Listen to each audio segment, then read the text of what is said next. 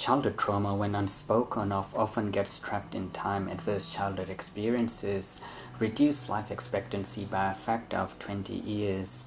Childhood trauma is a magnet for dysfunctional relationships. Question is, should we be paying attention to experiences that the brain has tried so desperately to cover up?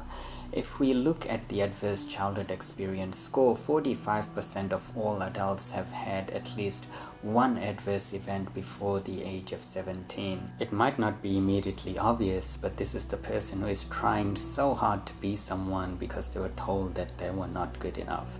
This is the person who trusts no one because no one was there for them when they felt alone. This is the person who is convinced that no one will understand them, so they refuse to speak up in the first place. And this is the person who puts on a brave face, yet without vulnerability they cannot afford tears and be comforted.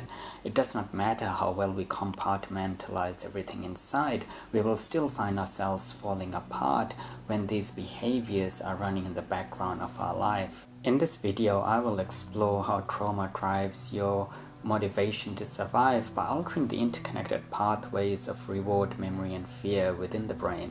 But this video is not simply about shining the light on memories that seem to last a lifetime, but actually giving meaning to your story so that you can make your relationships worthwhile and feel loved by the people who are most important to you.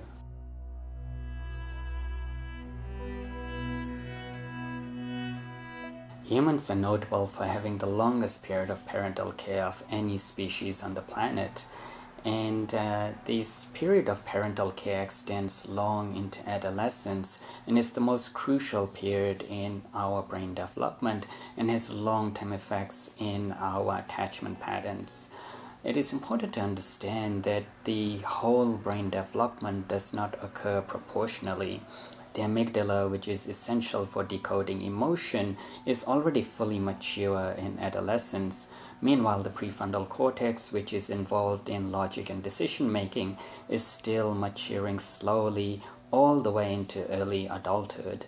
And you'll find teenagers being quite impulsive, and this impulsiveness often outweighs their ability to think critically. And this is a very important stage in the brain's development because the brain is still learning how to piece reality together for the best chance of survival. The prefrontal cortex is made of two different brain regions. One is the orbitofrontal cortex, which is involved in reward and motivation. And then we have the dorsolateral prefrontal cortex, which is involved in working memory and critical reasoning. And the combination of these two neural networks is what leads to executive function. When we put a kid at a high risk of adversity, it has serious implications in the development of executive function and creates falsification of reality and self-referential thoughts, which interferes with the brain's reward network. And these kids start to grow up with a dismissive and avoidant style of attachment. The avoidant individual is strong, independent, self-reliant, and has a high self-esteem, running on the false belief that they won't receive anything in return. Their reward circuitry is flawed because they may not have been acknowledged for their accomplishment or valued for their affection. The trouble is, it does not matter how much they do, it is never enough. In a relationship, they avoid emotional closeness and intimacy. The idea is to suspend their emotion and focus on what will guarantee them love, and for this reason their worth is often invested in money, positions of power, and working till they drop. Free time is what actually scares them because they're conditioned to believe that their worth is dependent on what they do rather than who they are. Free time also means that feelings will come up and interfere with the efficiency of getting the job done. When the reward circuitry is hijacked by overdoing to compensate for the lack of acknowledgement, we find that they may have got everything together externally, but internally they couldn't be further from themselves. So now let's have a look at how trauma affects our memory network and keeps us trapped in doing what we don't want.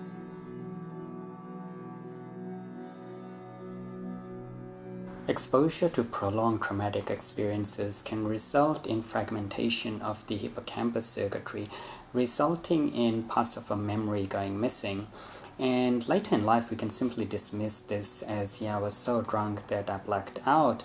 But more specifically, this is referred to as autobiographical nulling, and it results in negative schema, especially about yourself, such as self-blame, shame, and lack of trust in others. And it can even result in disturbing kinesthetic sensations.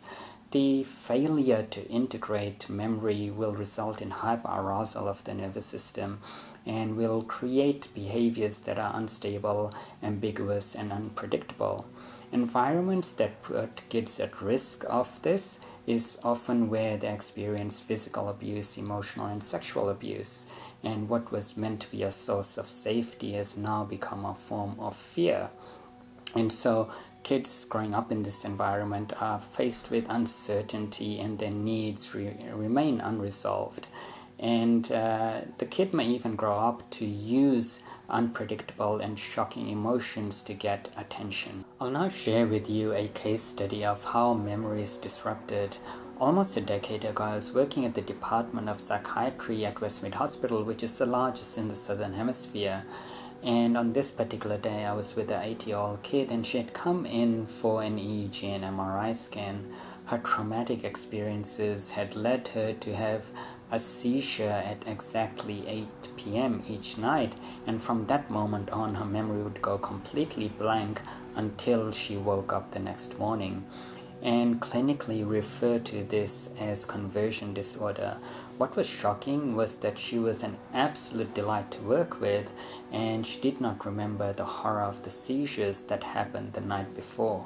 The coping mechanism in this case is a disorganized attachment style where the individual is now terrified of intrusive flashbacks, and because they're so easily triggered, they learn to dissociate from their own bodies to avoid feeling pain, and often have a vacant look in their eyes when they talk about their past. As adults, they condition themselves to expect the worst case scenario and often self-sabotage prematurely to avoid rejection, disappointment, and pain. The sad thing is that this has now become a self-fulfilling prophecy because it's now part of an innate behavioral pattern which is called procedural memory, and this refers to anything that has become second nature, such as tying your shoelace or driving a car. Procedural memory now retrieves flashbacks to recreate the traumatic experience, and this is apparent when we return to a relationship that was held together by a trauma bond, and we find ourselves repeating the same patterns that we thought we had moved on from. In this case, the disorganized individual will behave in ways that are unstable and chaotic.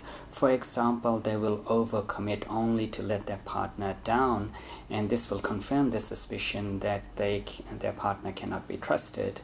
And procedural memory also means that they will frequently choose partners that are not right for them. A healthy relationship is impossible because if they cannot find something wrong in the relationship, then it cannot be right.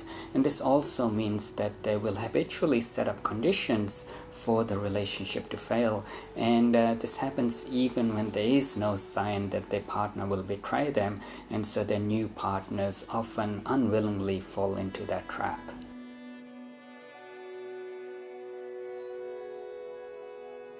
The human species is tribal in origin, and belonging is a natural part of our survival needs.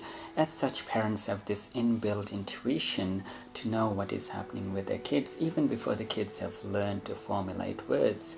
And this helps kids in the self-development to feel safe and naturally discover the world. The basic premise in psychology that we have a reptilian brain that is somehow unchanged, primitive, and ancient is one of the most flawed concepts in psychology. Classical psychology is actually built on the foundation that we have a reptilian brain, and that our survival needs are somehow limiting us and must be demonized or treated with medication. The field of psychology is actually silent when it comes to the function of the reptilian brain when we are not in a state of threat. What we dismiss as reptilian is evolutionarily the oldest and therefore the most well-developed part of the human brain, because it has had the longest period of time to evolve. And the more connected we are to our survival drives, the better we are at reading our intuition and our instinct. And I make a very clear distinction between what is intuition and what is instinct.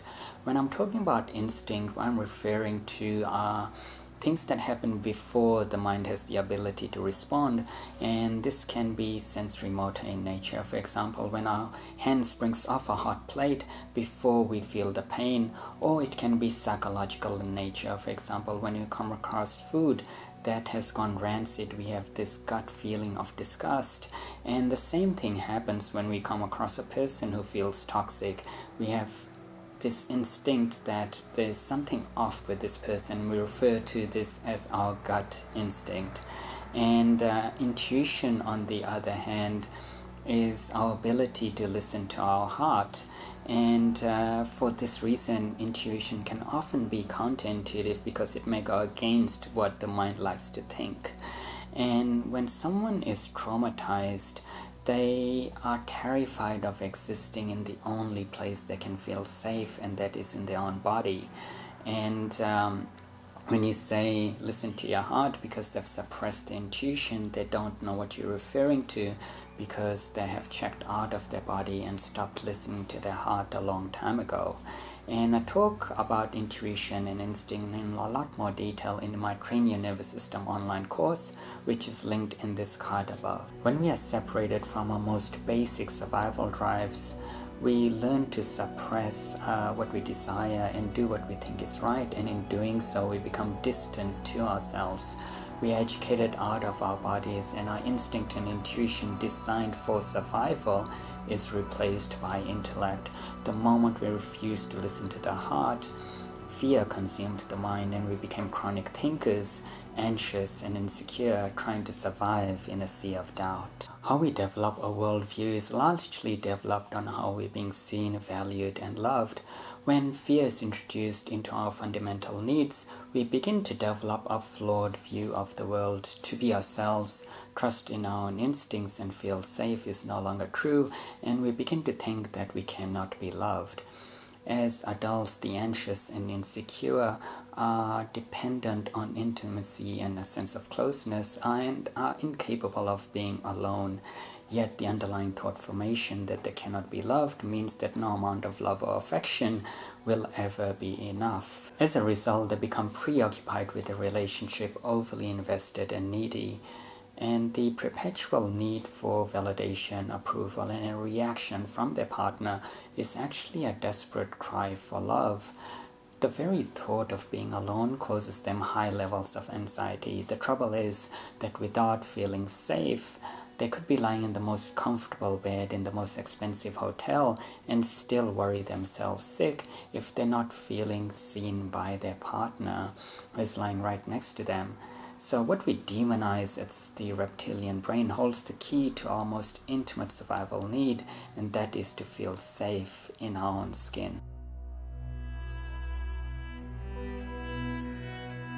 The insane truth about childhood trauma is that it requires us to integrate with the dark, and there is no right path to recovery. What happened to you does not define you, but leaves behind clues of parts of yourself that you may have forgotten and need to reintegrate to become whole again.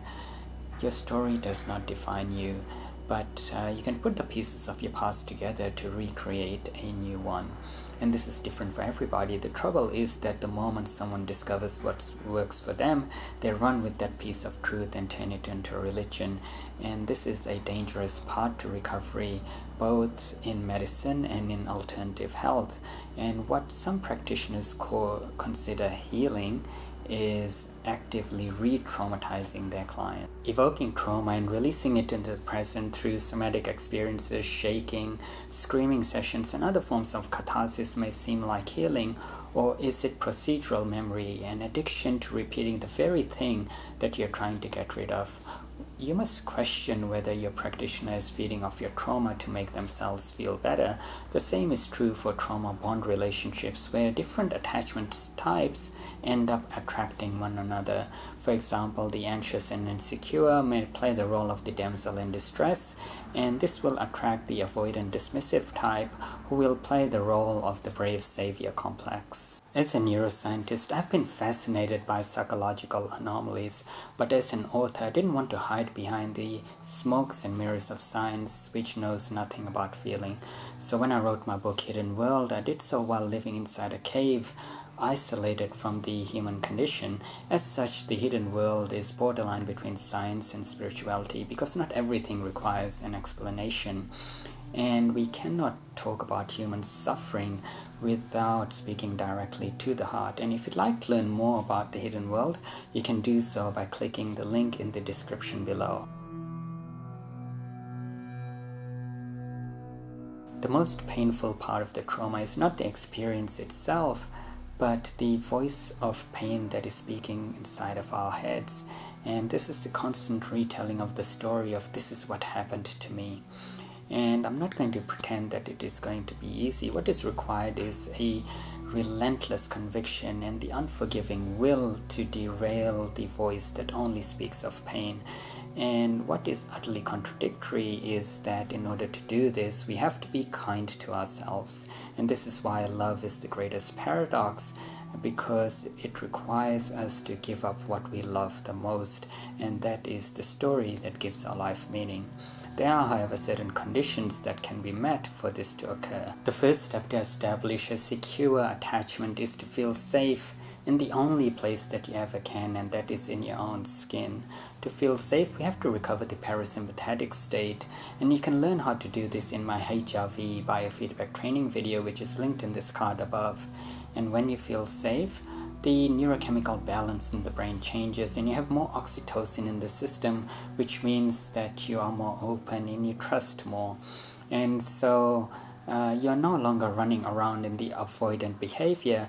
Instead, you have all the time in the world to create safe, balanced, secure and long-lasting relationships, because the pain of your past was never meant to destroy your future. If you are uncomfortable in your own skin, you will not allow yourself to be seen, and herein lies the second paradox of love, that without feeling safe, you will be unable to open up and therefore remain unseen. And being seen has got nothing to do with approval, validation, or confirmation of everything that you are. It is quite the contrary.